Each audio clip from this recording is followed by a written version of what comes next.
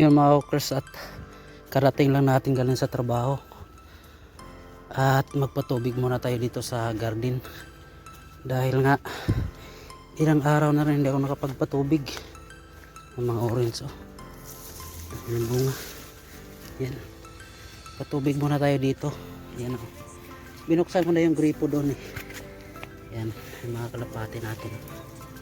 Oops, yan. Okay, at yung ampalaya ko nahinog na yung isa.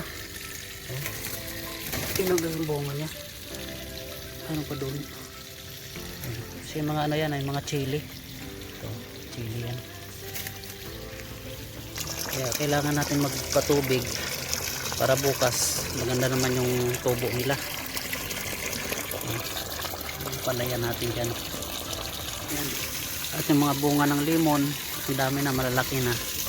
Tapos yung kababa yung mga orange. Ayan.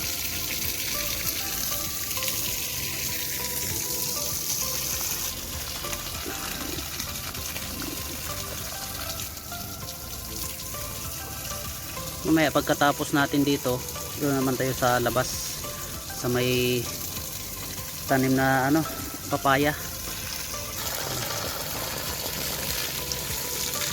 May mga chili kasi yan eh, chiling labuyo. Yan, dito naman tayo sa labas. Yan, mga atis, saka yung ano doon, yung papaya. Yan, mga atis yan, dami ng bunga yan. Dito may mga chili, tuyot na sobrang init.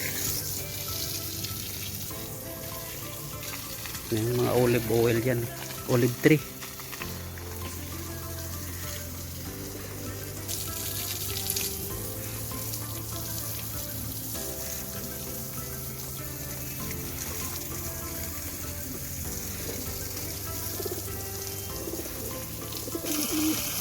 Kaya maingay yung mga ano, maingay yung mga kalapati.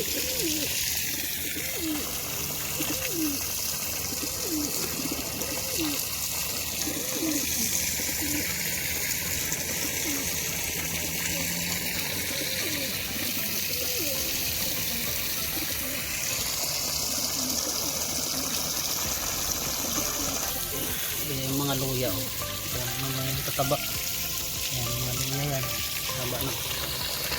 Mga luya.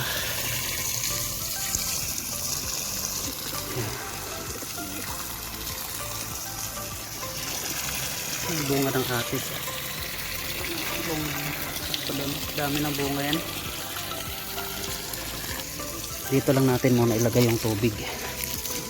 Mamaya natin ito kunin pag gabi na. Yan. Yan. Mga papaya. Yan. Ito.